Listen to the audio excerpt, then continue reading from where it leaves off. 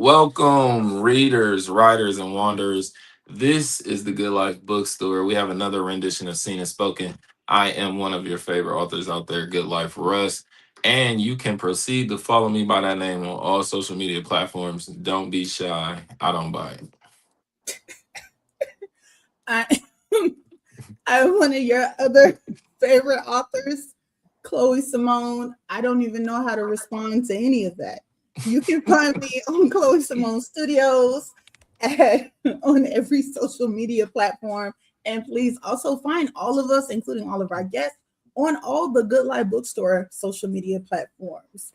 So we have a treat today. We got some good energy for you. We got a great story. We got a tear jerker. So she told us to go ahead and get some tissues and everything on standby. I'm ready. I took my eyeliner off because y'all not gonna catch me slipping with my wing. So we have Miss Selena Deshazor, which I'm gonna add a little southern twang to it. So we want to hear a little bit about anything for Selena's. What's going on? Oh my God. Thank you. I really appreciate it. I really appreciate me having on your show, just being here present. So thank you so much. Yes, yes. So we're gonna jump right in. As you see, we have started our new segment. What's the book? So basically, it's a quick 20 to 30-second layout of why they need to read it, what they're going to get from it, but don't give them everything. Don't give them too much. Oh, wow. So thank you so much. My name is Selena Deshazor, published author of Not My Plan, But God's Purpose, A Journey Through Loss, Healing, and Restoration. As the top of it says, sometimes what breaks you is what prepares you. And I wrote this book during a really dark space time in my life when I lost my job. And that was back in November 2025. So once I lost my job, I went into a really dark space mentally. And once that happened, I just realized that I was chasing my job title the whole time. That I was the director of these programs and coordinators, but I was chasing opportunities and not chasing God. Wow. All Well right. said. So there's so many things I want to touch on about what you just said, but we'll let that marinate. We'll let y'all at Yes. home, process what she just said, and we'll start how we like to begin these kind of segments. So what I want to ask is, what was it like for you growing up in the home? Did you witness a lot of books? Did you witness a book culture? Did you go to the library to read? Can you give us some insight on what that was like? None of the above. I grew up in Brooklyn, New York. Okay. I grew up running around the train track, up, standing at the corner, rhyming and rapping with my brothers and cousins. So this was not in my story, at least. So I grew up in, Brooklyn, New York, Crown Heights. So no books, no nothing, just music, rap music, MC Light, and breakdancing in the middle of the street.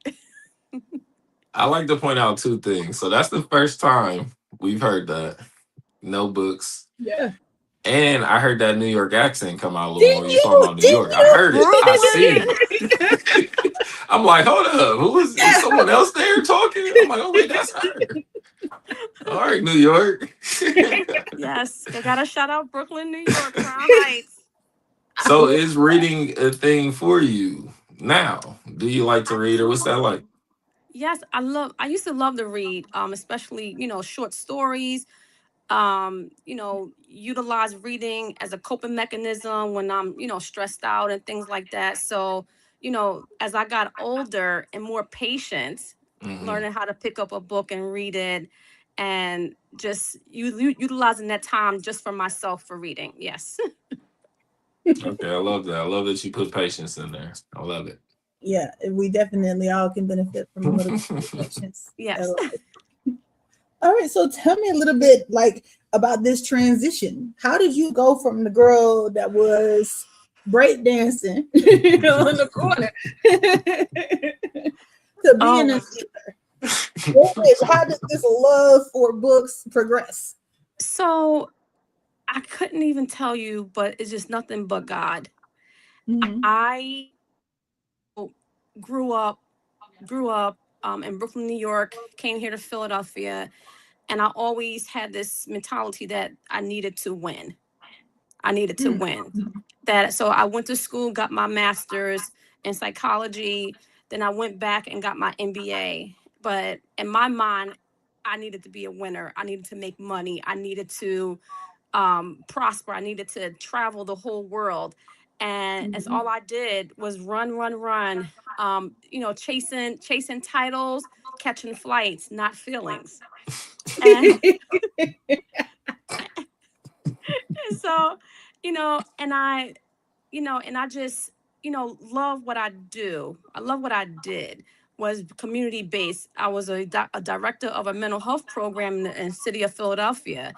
I was the supervisor, and I always been in mental health for a very long time. And when I was laid off in 2025, when I that job was taken away from me, my whole world went dark because that's all I knew was to get up and win. Get Mm, up, control, get up, do what I have to do for Yeah. myself, my family. And that's it. I strive to be that person, that person that wins, that person that sit at the head of the table, that control, Yes. have people Mm-hmm. under me, supervising mhm, people. And and that's all I knew. And all I knew when I had vacation time was to catch a flight and sit in the airport lounges. That's all I knew. mhm. If I could And carry that a little bit, is that what you thought yeah, success was? And then yes, is it different now? yes, it was success. I thought I was winning. And then after, I lost my job, I'm like, what's next? So as soon Yeah. as I lost my job the same day, I started looking for director jobs, and I said, you know what? I deserve better. So I started looking for CEO jobs and COO jobs. But Yeah. during that transition, I really felt like that I was getting rejected from all the jobs. I was getting angrier and angrier and angrier, I felt like every time I applied for a job and got rejected, I felt mentally I was soaking into the couch. Mhm, And I really felt like, okay, well, all right, okay, God, why is this happening to me? And there's a part in my book where I wrestled with God. I was like, come on, we gotta put our boxing gloves on because I am your daughter, and you told me that I needed to have this job and that I needed to, you know, flourish and win. Why are you not allowing me to get this job? Why are you not allowing me to get this director job that I applied for, that knowing that I am qualified for it? And mhm, was going on for a couple of months, and my cousin told me about TikTok. mhm. And so I'm like, I'm not getting on TikTok. Are you crazy? What I'm gonna do on TikTok? She's like, you don't have nothing to do. Get on TikTok. So I got my 1,000 followers, went on TikTok, and I just started. And TikTok became a ministry for me. Mhm, Mm-hmm. And on TikTok every day, on my treadmill every morning, and it was something for me to do. But not mhm, yet. I was still soaking, mentally just, I was angry. I was angry at God. I like, God, okay, I'm not getting none of these jobs. What do you want me to do? So a part of me had to surrender. Mm-hmm. And surrendering meant just giving it all to God because I was very angry. And I had to say to myself, God, is your will and your will be done. What do you want me to do? And I felt like it was quiet for a very long time. I started journaling. I said, mhm, okay, I'm gonna start journaling. I'm gonna start just being quiet, being in that moment, because I didn't hear God at that time. And long and behold, knew that I didn't realize that I was broken way beyond the jobs, way beyond mhm, the things that I accomplished in my life, that I was broken. That I knew that I needed healing, that I needed restoring. And I didn't pray for that job. I mhm, prayed to be restored. Mm-hmm. I prayed to be healed. I prayed to just allowing God to do what he wanted me to do, because it's not my plan but his purpose. Mm-hmm. And I just had to just start. I started journaling, started praying, crying on my knees, and I just had to surrender, and I just say, all right, God, whatever is your will and your will be done. Mm-hmm. And at that point, I was still journaling.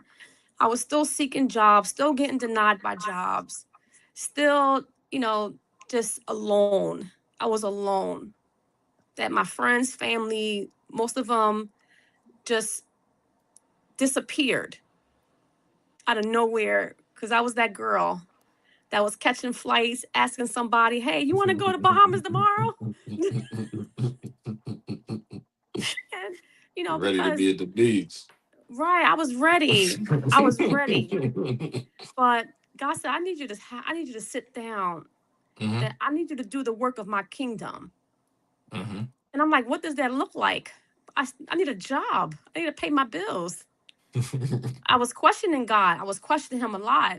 Mm-hmm. But I just started writing. I started writing. I started writing. I started praying. I started crying. I mean, it was just a repeated cycle, prayer and just cycle every day, just going, going, going. But I still was applying for jobs, still getting rejected. That feeling of rejection, it hurts.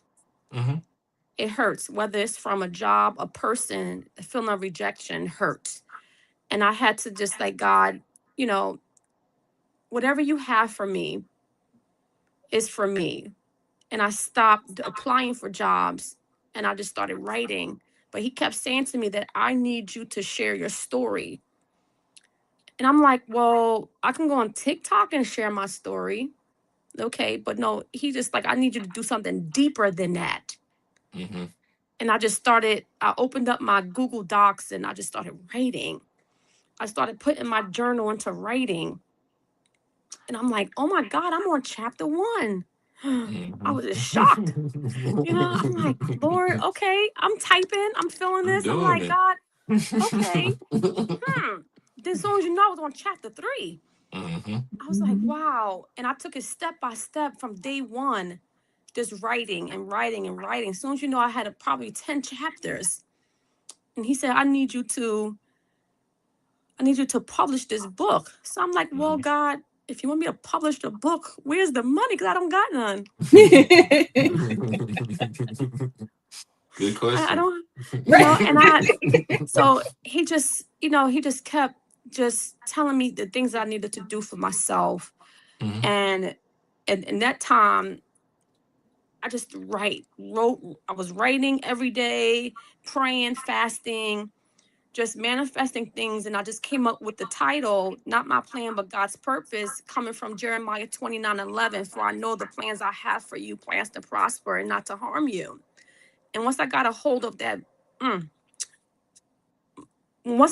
of that scripture, that I Mm-hmm. knew that God was not out to harm me, that I knew that he wanted me to do his work. Mm-hmm. And that's how I got my title of this book. But I had a manuscript, about 100 pages or so, and I created this cover, Mm-hmm. and I needed someone to publish my book. So I was looking for people, and I came across this young lady. Her name is Jazzy. I know she's probably watching, but Jazzy Publications. And I called her up. I said, hi, my name is Selena. I have a book. I have a cover, but I don't have no money.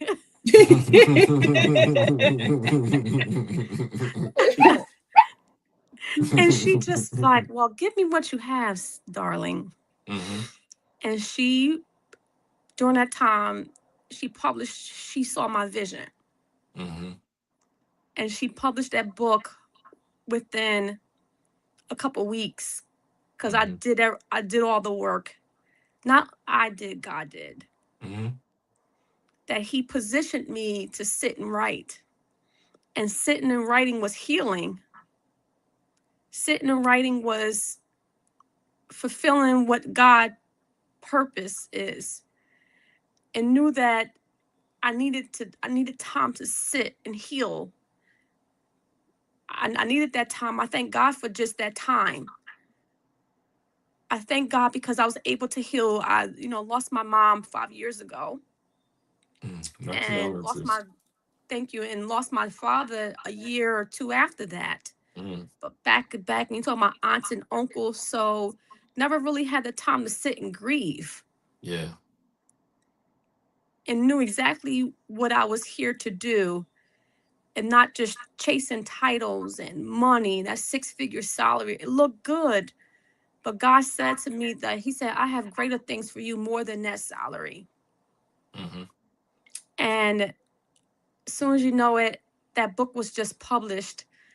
Mm-hmm. And I just thank God for allowing me to just sit. And that was the season that God needed to heal me, restore me. Mm-hmm. And I'm so grateful. Now I sit here right now with a book in my hand. That looks good. Not my plan, but God's purpose. A journey Mm-hmm. through loss, healing, and restoration. Yeah. That it was nothing but God. That He knew us before we was formed in our mother's womb. That it was His purpose, not my plan to run after these corporate jobs. Mm-hmm. Is to be in the kingdom, to be in His kingdom, to do the work for Him, what He wants me to do. So I Mm-hmm. surrendered. I allowed God to work in with me, in me. Mm-hmm. So I thank God for choosing me to go through this journey. And He's not even finished with me yet. So after that, I got a job Mm-hmm. back in May to fulfill God's purpose. And things just started taking off with this job, and I liked the job. But I started in May, but on June 23rd, I was terminated. Mm-hmm. Mm. And I was terminated from the job July 23rd, I'm sorry. Mm. And the reason for it, he said, we have to let you go because you released the book. Mm. People say, the law, things like that, but the state of Pennsylvania is an at will state, so they can let you go. But I knew that Wow. it was just Yeah. it. Yeah, that's a harsh reality that a lot Yeah, of like authors and creators have to deal with. They have to have almost a separate identity from like the professional and the corporate identity. So Mm-hmm. yeah, and and I external. yeah, and I knew that it was God speaking through that man, Mhm. because it wasn't my purpose there was it was completed. My assignment was completed for those 2 months. Mm-hmm. Mhm. That I was there enough to catch up on some bills and fund my book. Mm-hmm. Mhm.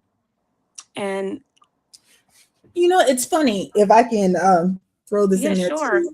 I was having a conversation with a friend of mine a while ago, having experienced like similar situations, and really just kind of being on this path where I felt like I understood that um, spiritually I had a different gift to give to the world that was Yeah. beyond just my traditional skill set of what was profitable to someone. And I felt like I had a lot of like internal battles of spiritually feeling like I needed to live one way. And then physically needing to pay my bills and put Yes. some clothes on my kids and have a place to stay. And just kind of having a conversation with her about needing something to kind of fall back on and rely on that was consistent so that I could do these other things. And I wish I could say it as eloquently as she said it, but she said it's so funny that you put so much stability and security on like the physical and the man-made things, but if you find out spiritually is actually what's more consistent and reliable, and you find when you start relying more in that arena, you'll find that those needs aren't needs, or they won't be the issues you thought that they were.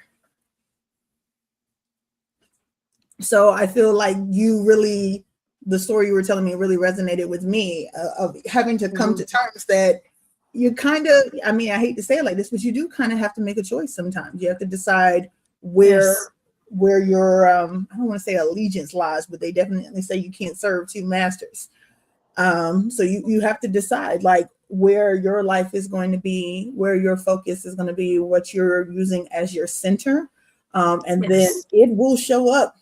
Whatever you believe it's going to, and whatever you put stock in is going to show up how it's designed to do. A Yes. lot of these man-made things are designed to be temporary. Yes. It's but God is forever. He's God is forever. He's not he's and I knew once I walked that out that job, I knew that God has something for me. And I wrote the book on it. Mhm. And when you're going through something and and leaning onto God. So it's like I've been through it. So I had to open up my book and read certain things to remind myself who I am, of me Mhm. being the king's daughter, that God would never leave me or forsake me, that I wrote the book on loss, healing, restoration. So I had to, I'm human, got a little emotional. I say, I need to open my book, but I need to understand that I stand firm, that I'm going to, run this race. I'm going to fight this fight, that I'm going to put the whole armor of God on and continue to do what I need to do for his kingdom. And whatever it looks like, that I'm ready. I'm ready. I love that. Well, thank you for sharing that. She answered like four of my questions Oh, in that. Mr. Russell, help me out. I'll say I'll definitely hear the grace in what you're saying. Um, so my question would be, where are you going with books now? Do you see yourself writing another book? yes. And I just feel like this part is not over. This story has not, this book has not, is not finished. The things that I'm, you know, going through now is another testimony, is another testimony. And I know that I was gonna go through a different way in another book, but now that, you know, this is happening and this is what I'm going through, that is a continuation, is more to this story. So yes, I am. It's going to be another book.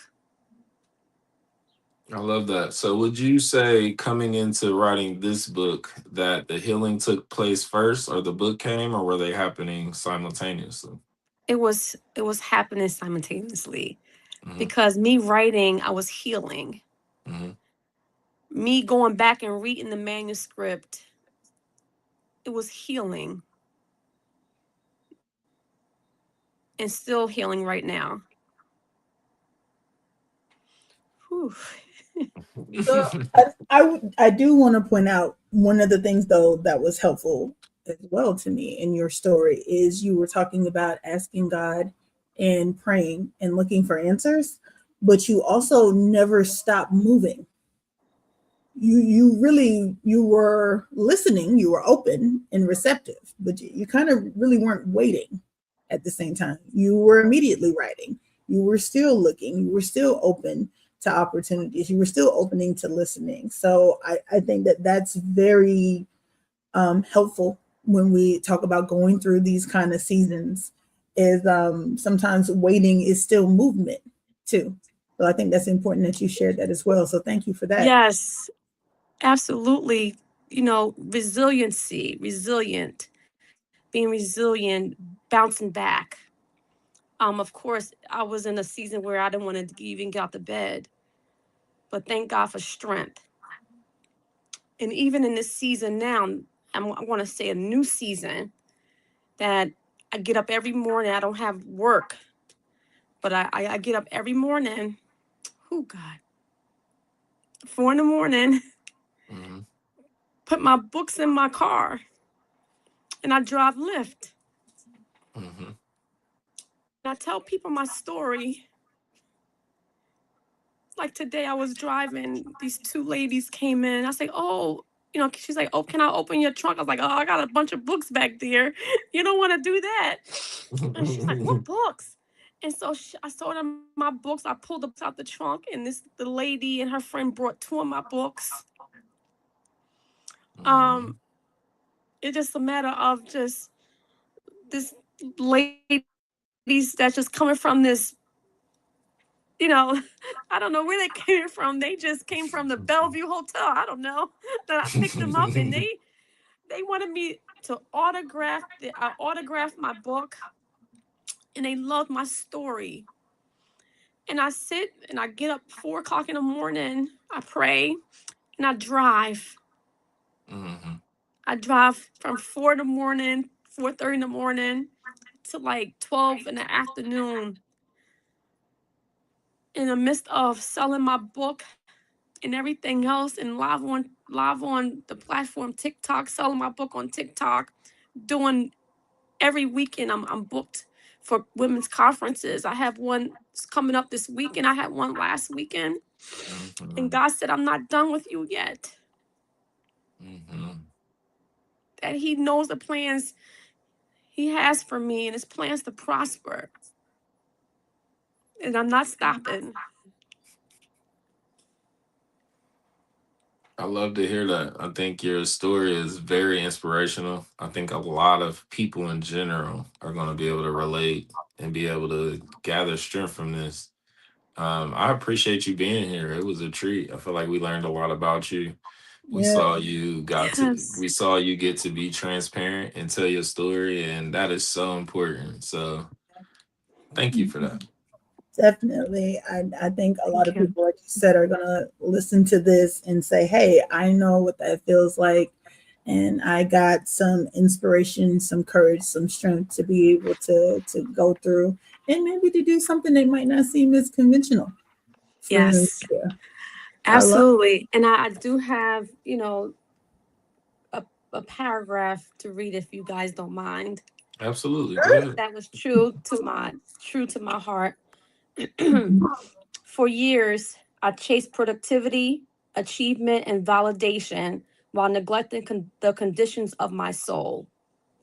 But broken seasons have a way of exposing what performance hides.